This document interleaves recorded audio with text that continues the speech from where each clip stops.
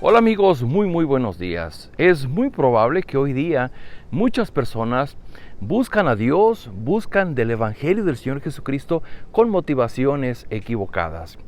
Y yo te preguntaría, ¿cuáles son tus expectativas cuando tú has venido buscando del Evangelio del Señor Jesucristo? Cuando tú te has acercado buscando a Dios, ¿cuáles son tus expectativas? Vamos a ver en la experiencia del apóstol Pablo, para poder pensar en esto de nuestras motivaciones. Y vamos a leer en Hechos 23, versículos del 12 en adelante, y dice que muy de mañana los judíos tramaron una conspiración y juraron bajo maldición no comer ni beber hasta que lograran matar a Pablo. Más de 40 hombres estaban implicados en esta conspiración. De los pasajes anteriores del capítulo 22 y la primera parte del capítulo 23, vemos que Pablo fue a Jerusalén. Y en Jerusalén se encontró con aquellos judíos que eran tremendamente apegados a la ley mosaica y que tremendamente celosos de su religión. No les gustaba que Pablo hablara de Jesús, el que había resucitado. Y ellos le estaban acusando de meter alboroto, de ofender su templo y de ir contra la misma ley de Moisés. Y entonces ahora estos más de 40 hombres se organizaron para matar a Pablo. Dice versículo 14, se presentaron ante los jefes de los sacerdotes y los ancianos y les dijeron: nosotros hemos jurado bajo maldición no comer nada hasta que logremos matar a Pablo. Ahora, con el respaldo del consejo, pídanle al comandante que haga comparecer al reo ante ustedes, con el pretexto de obtener información más precisa sobre su caso. Nosotros estaremos listos para matarlo en el camino.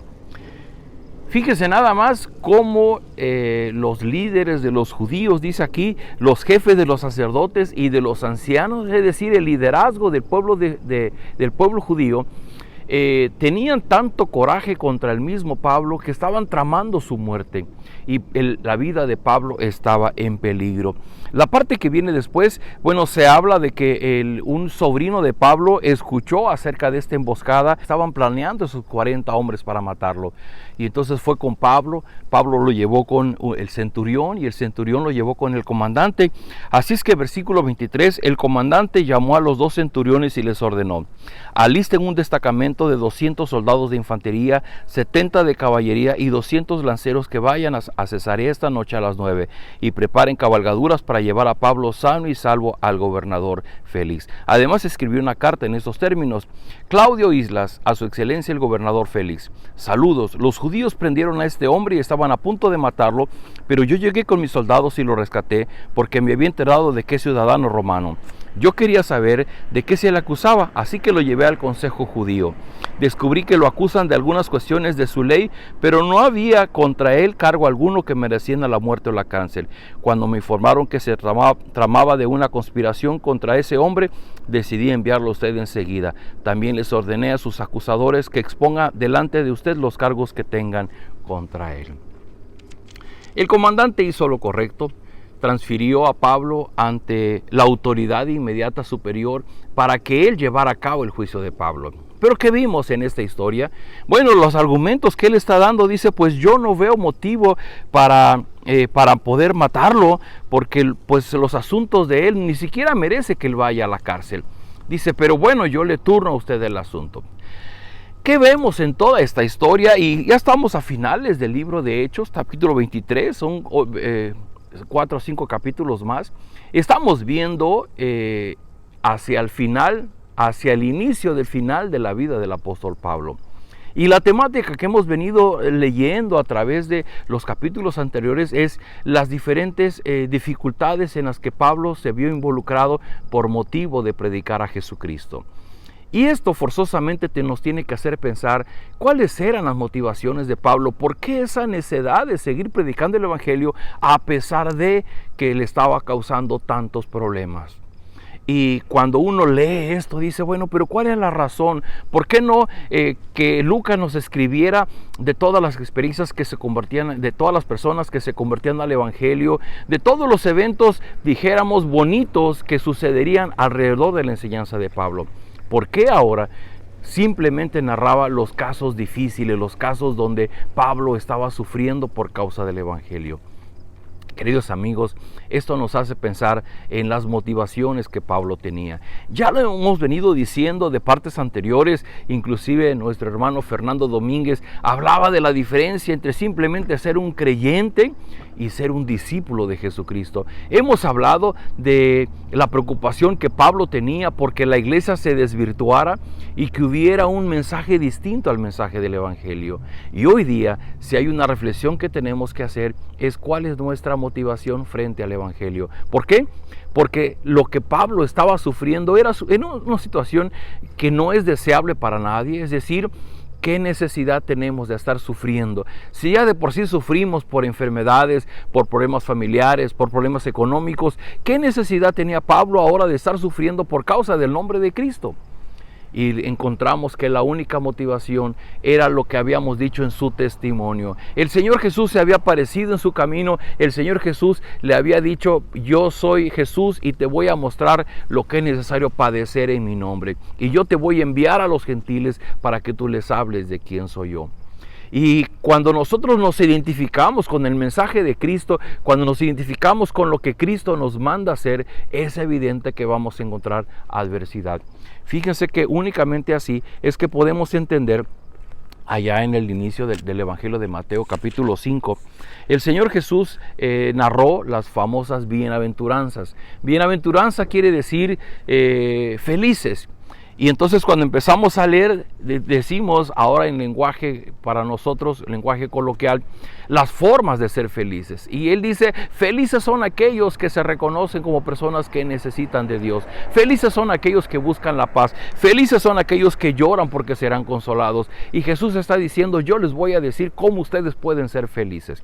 Y al final de estas bienaventuranzas, el Señor Jesús va a decir esto: dichosos los perseguidos por causa de la justicia, porque el reino de los cielos les pertenece. Dichosos ustedes serán cuando por mi causa la gente los insulte, los persiga y levante contra ustedes toda clase de calumnias.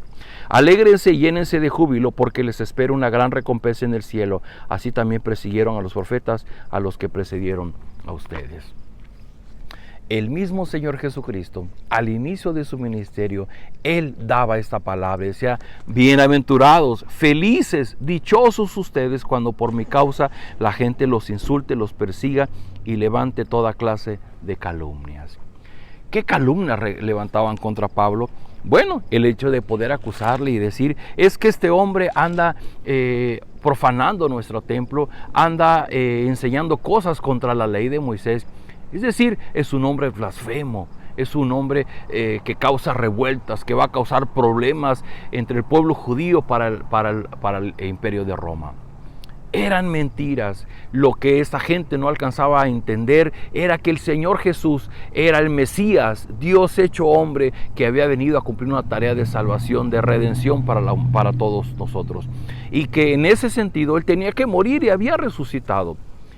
¿Cuál era la motivación de Pablo? El que las personas conocieran el mensaje del Evangelio. Jesucristo, Dios hecho hombre, muriendo para salvarnos de nuestro pecado, de nuestra desobediencia, de nuestra separación, de estar desconectados de Dios, para llevarnos a formar parte de su familia.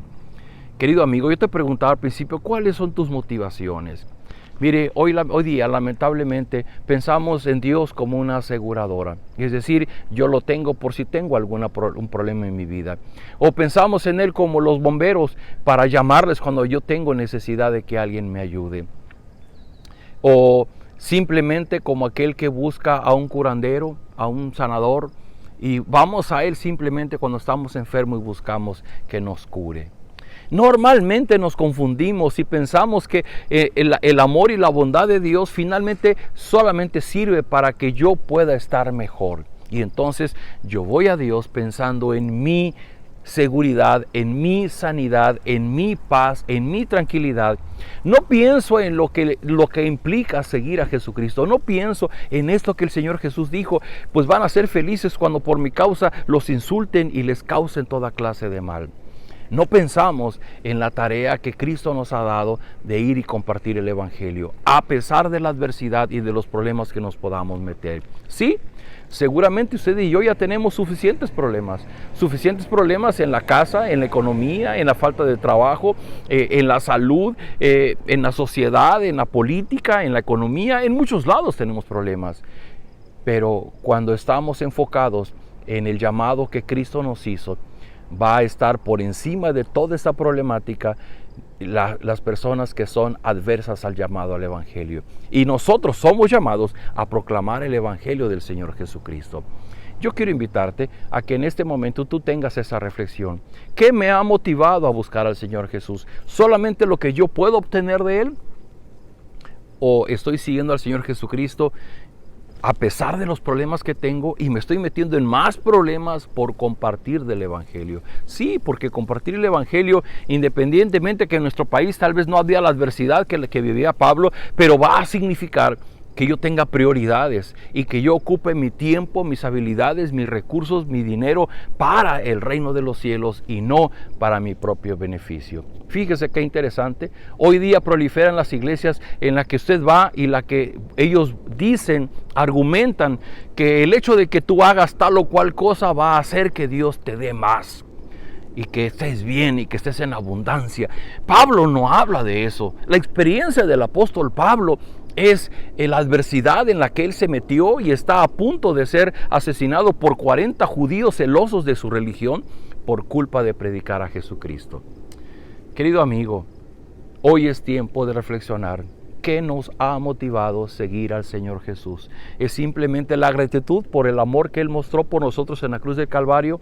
¿O es solamente que queremos que Él sea como un seguro, como un bombero o simplemente como un sanador? ¿Por qué no oramos y pedimos la dirección de Dios? Padre, gracias por este tiempo de meditación en tu palabra. Queremos rogarte que tú pongas claridad en nuestro pensamiento y perdónanos si hemos estado buscando tu rostro con motivos equivocados. Tal vez hemos buscado solamente aquello que a nosotros nos gusta, aquello que pensamos recibir de ti, pero no hemos pensado en lo que tú demandas de nosotros. Yo te ruego, Señor, por claridad en la mente, en el corazón de las personas que leen la Biblia y que al leer este pasaje no podemos no podemos dejar de comprender la adversidad que Pablo enfrentó por seguir a Jesucristo. Así de igual manera, Señor, permite que nosotros podamos tener claro qué nos motiva a seguir a Jesucristo. ¿Por qué es que te buscamos y buscamos tu bendición? Te ruego, Señor, ayúdanos a ser esas personas obedientes que tú esperas de nosotros, esos discípulos obedientes a los que el Señor Jesús llamó. Todo esto lo pedimos en el nombre de Jesús. Amén. Queridos amigos, nos vemos el día de mañana.